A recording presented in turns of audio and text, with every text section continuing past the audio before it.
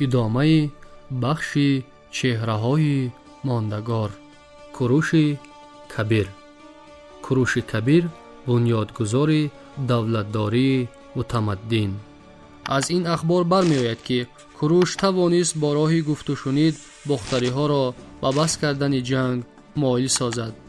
کتیسی همچنین درباره سرزمین سکایی های خاوماورگ را اشغال کردن کوروش خبر داده است.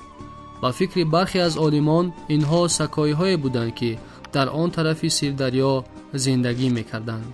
مورخ یونانی پلینی نوشته است که کوروش شهری کپیس را ویران کرد و این شهر در شمال کابل جایگیر بود.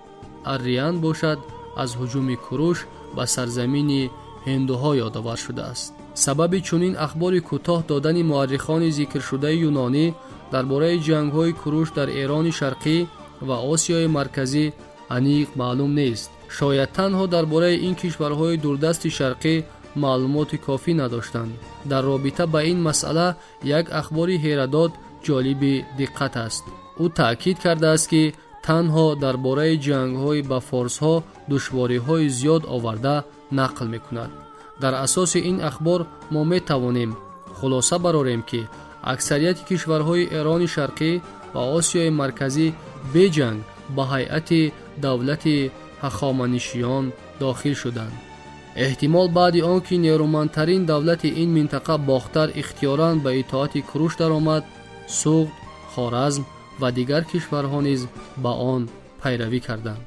درباره لشکرکشی‌های کوروش به مرزهای آسیای مرکزی سخن رانده یک اخبار خیلی جالب کتیسی را یادآور شدن به مورد است.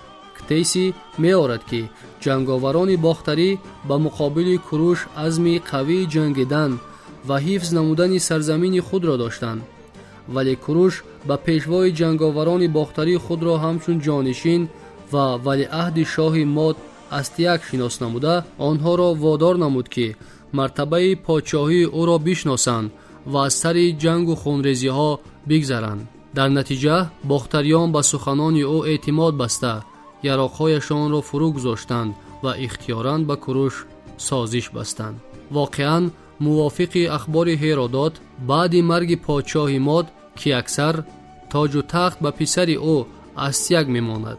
استیک قریب 35 سال پادشاهی نموده از دست نبیره خودش کوروش کبیر که فرزند مندانا نام دختر استیک و کامبوجیا نام حاکم پرسومش نام سابقه ولایت فارس بود از تخت شاهی به نصیب می‌گردد.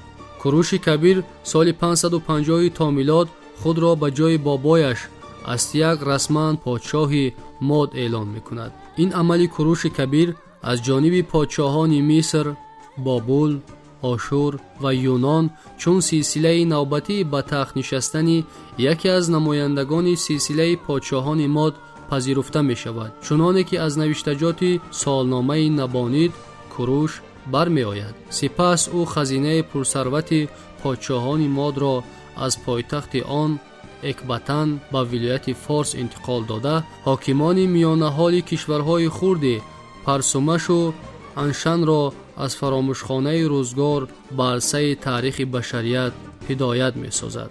از بس که در آن روزگار مناسبت دولت ماد با باختر خیلی خوب بود، در این باره تیسی نیز خبر داده است.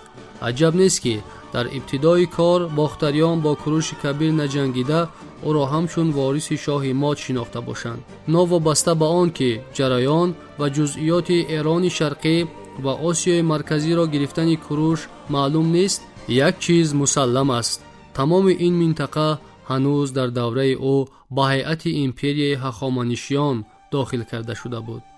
در این باره کتیبه پارسی دارا داریوش در کوه بیستون روشن و واضح شهادت می دهد.